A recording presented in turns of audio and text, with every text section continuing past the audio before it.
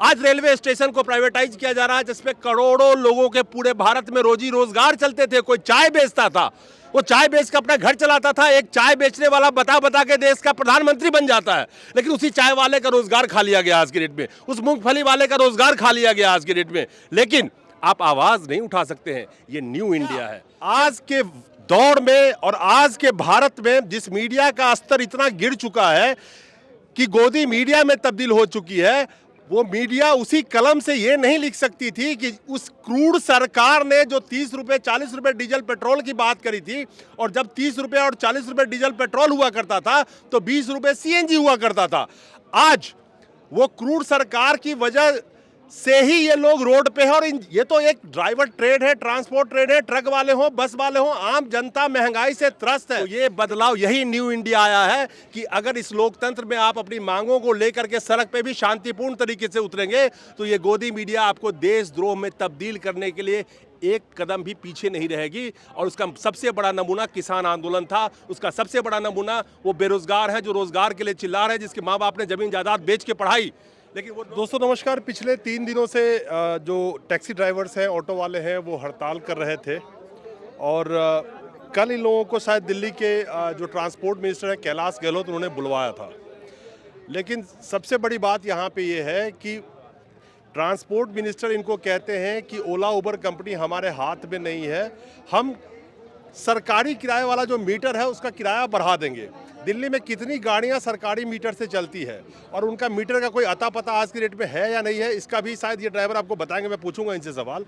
लेकिन जो company corporate किसी शहर में काम कर रही है और सरकार कहती है कि उस पर उसका कोई अनुशासन नहीं है, कोई अंकुश नहीं है, जो कॉरपोरेट इन्हीं ड्राइवर्स का शोषण कर रही है। आज की डेट में 50% से ज़्यादा सीएनजी बढ़ चुकी है।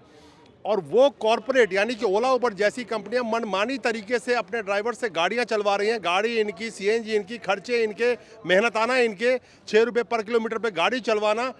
लेकिन सबसे बड़ी बात यहाँ पे कि ये किस लिए यहाँ पे हाई हाई कर रहे थे और जिस सरकार से उम्मीद कर रहे थे उस सरकार ने हाथ खड़ी कर दी है।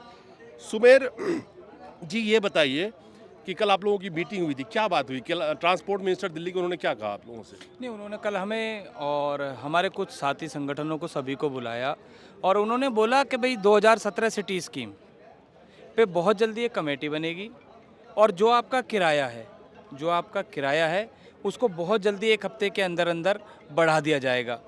रही इन एग्रीगेटर कंपनियों की बात तो उन्होंने मना कर दिया। उन्होंने साफ मना किया कि ये हमारे दायरे में नहीं है। किराया किसकी बढ़ेगी? फिर सरकार किसकी किराया बढ़ाएगी? जो इकोनॉमी, जो टैक्सी है, इसका एक प्लेटफॉर्म वो तैयार कर रहे हैं। जैसे कि सभी ने बोला कि कल उनके लिए एक प्लेटफॉर्म तैयार कर रहे हैं वो लोग दोबारा। सीधा सवाल है, सब ड्राइवर्स इस बात को जानते हैं कि आज के डेट में सिर्फ कैब एग्रीगेटर के मीटर से गाड़ियां चलती। मीटर मतलब मोबाइल ही आपका मीटर है। तो सरकार किसके मीटर में किराया बढ़ाएगी? किसका किराया बढ़ाएगी? इकोनॉमी टैक्सी का मीटर में कितने गाड़ियां चल रही हैं यहाँ पे, और कितने ऑटो में मीटर लगे हैं आज की डेट में दिल्ली में? तो किराया किसके बढ़ेगी? तो मतलब हो तो आप लोग वहीं पे खड़े आज भी, और 15 दिन बाद भी वहीं पे खड़े मिलोगे। नहीं, आप बिल्कुल आप सत्य कह रहे हैं। इसमें कोई दो राय नहीं है कि गवर्नमेंट ने बोला है कि हम ओला उबर को हम रेगुलेट नहीं करते हैं, हम उनसे कुछ नहीं कह सकते हैं। क्यों नहीं करते हैं? 2019 मोटर व्हीकल अमेंडमेंट एक्ट, जिसके तहत इन एग्रीगेटर को सरकार ने अपने दायरे में लिया, उसके बाद सरकार ने कहा कि राज्य सिटी टैक्सी स्कीम जिसकी आप बात कर रहे हैं, किसी ने पढ़ के देखा है वहां पे उसमें क्या लिखा है? सिटी टैक्सी स्कीम की गाइडलाइंस भी वही है जो उस मोटर व्हीकल अमेंडमेंट एक्ट में लिखी हुई है। तो उसके गाइडलाइंस के हिसाब से भी उसी में उतनी ही बातें लिखी है जो आज आप झेल रहे हैं। तो किराया आपका कौन बढ़ाएगा? कौन रेगुलेट करेगा उस किराए को?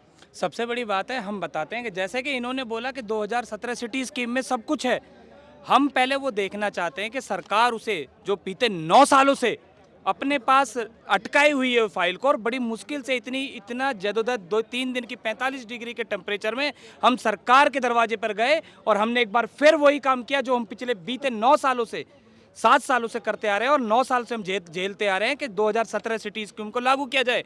और आपके चैनल के द्वारा भी 50 बार ये बातें उठाई गई हैं कि हमारा जो सिटी स्कीम 2017 आएगी उसी से सबका उद्धार होगा। लेकिन हम उसी पे संतुष्ट करके और इस 15 दिन के आश्वासन पर हम ये हड़ताल अब वापसी ले रहे हैं। यहाँ से 15 दिन के बाद हम एक बार फिर इस प्लेटफॉर्म पर अच्छी ताकत से हम एक बार दोबारा इकट्ठे होंगे और सरकार को ये हम चिताना चाहते हैं कि आप ये वही ड्राइवर लोग हैं जो आपको सत्ता में लेके आए थे, जो आपको आपकी एडवर्टाइज करते थे अपनी गाड़ी के पीछे। और आप याद रखना, कैलाश गहलोत जी और केजरीवाल जी, आप याद रखना, ये वही लोग हैं जिन्होंने आपकी एडवर्टाइजमेंट की है। और ये आने वाले निगम चुनावों में आपको बहुत जल्दी इसका परिणाम मिलेगा, इसकी अनदेखी का कारण, और जो आपने अनदेखी की है इसका बहुत जल्दी आपको इसका परिणाम मिलेगा। मैं एक बात यहाँ बताना चाहता हूँ कि गोदी मीडिया और गोदी अखबार क्यों कहते हैं। पर कल के दैनिक भास्कर में जब ये परसों स्ट्राइक पे थे तो लोगों को परेशानियाँ हुई।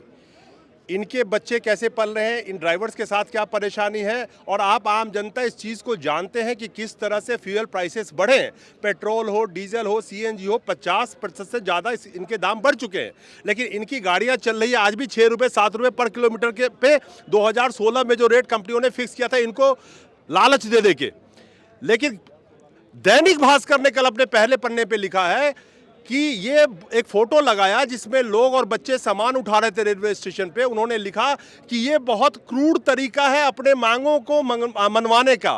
क्या आज के दौर में और आज के भारत में जिस मीडिया का स्तर इतना गिर चुका है कि गोदी मीडिया में तब्दील हो चुकी है, वो मीडिया उसी कलम से ये नहीं लिख सकती थी कि उस क्रूर सरकार ने जो 30 रुपये 40 रुपये डीजल पेट्रोल की बात करी थी, और जब 30 रुपये और 40 रुपये डीजल पेट्रोल हुआ करता था तो 20 रुपये सीएनजी हुआ करता था।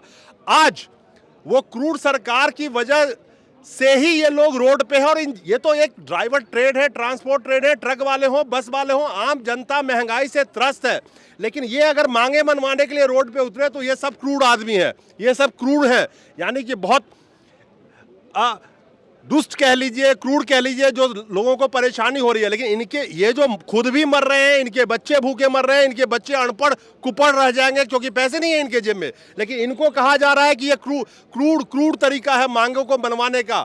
2014 से पहले जो बीजेपी आज सत्ता में केंद्र में है और जो सिलेंडर ले लेके घूमती थी, स्मृति ईरानी हो, जो 30 रुपये 40 रुपये लीटर पेट्रोल देने का वादा किया करते थे, जितने मंत्री संतरी इनके हों और जितने इनके उस वक्त में भाजपा के साथ जुड़े हुए थे, मैं थोड़ा दूसरा शब्द यूज नहीं करना चाहता, जैसे लाला रामदेव जैसे लोग जो जगह जगह पोथा लेके घूमते थे भ्रष्टाचार की फाइल लेके, उस भ्रष्टाचार में भारत 4 पायदान और ऊपर पहुंच गया। उस महंगाई में भारत कहां से कहां पहुंच गया, किसी के मुंह में जबान नहीं है आज के वक्त में।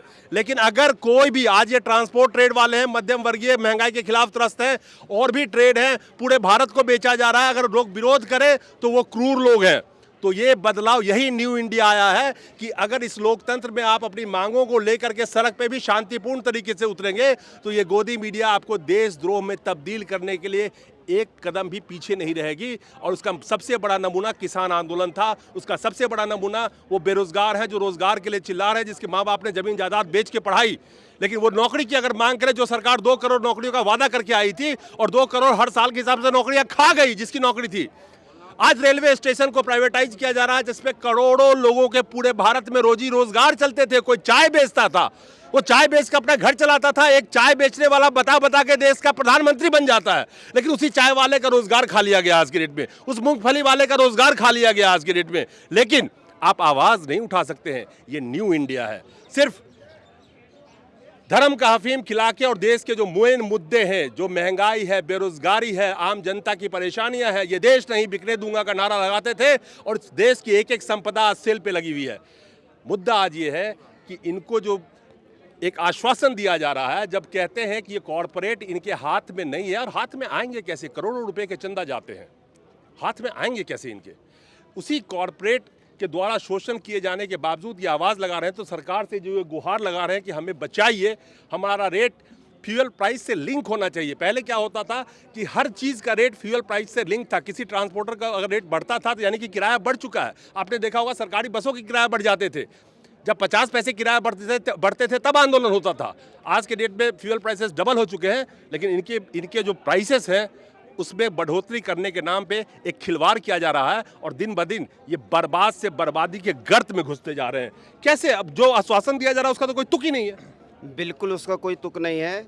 ये सिर्फ हमारी हड़ताल ख़त्म करने का है, क्योंकि हमने बोला था जब तक आप रिटर्न में नहीं देंगे तब तक हम इसको ख़त्म नहीं करेंगे, लेकिन उन्होंने कहा कि 1 हफ्ते का समय दो, तो कहीं ना कहीं हमें ये एक हफ्ते का समय किस बात का? जब आप आज के डेट में सबसे बड़ी बात है, एक चीज आप नोट कर लीजिएगा, आप होटल वाले हो, रिटेल वाले हो, जब मार्केट पे कब्जा हो जाता है उसके बाद आप टस से मस नहीं हो सकते। और जिसका शोषण का शिकार आज ये हैं, होटल वालों को भी बहुत सारे प्रोटेस्ट चले, शुरू में बहुत अच्छा लगा, अलग अलग जो ऐप बना के अपना ऐप बनाने वाले कंपनी उस होटल पे अपना बोर्ड लगाते थे, करोड़ों रुपए का होटल किसी और का, बोर्ड किसी और का लगा हुआ है, बुकिंग और कोई करवा रहा है, बीच में 20% 25% 30% कमीशन ले रहा है।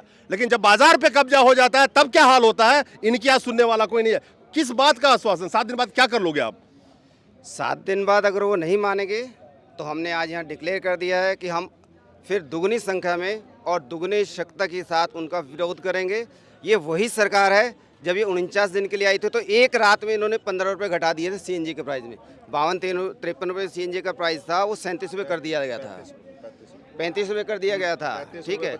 तो जब आपको अपना वोट लेना है, अपनी राजनीति करनी है, तो आप 1 सेकंड में कुछ भी डिसीजन ले सकते हैं। तो इतर बात यह है कि किसी को दिल्ली का गद्दी चाहिए होता है तो ड्राइवर यानी कि ऑटो वाले टैक्सी वाले को पकड़ लेता है। ड्राइवर वर्ड निकला है ड्राइव से, किसी चीज को ड्राइव करना। आप गाड़ी ड्राइव करते हैं, आपने एक ड्राइवर चुना सरकार चलाने के लिए, जो कुर्सी पे बैठे हैं वो भी ड्राइवर है। ड्राइवर का मतलब सिर्फ गाड़ी चलाना नहीं होता है, किसी चीज को ड्राइव करना। बिल्कुल, किसी आप समझ रहे हैं? आपने जो ड्राइवर चुना वो गलत है।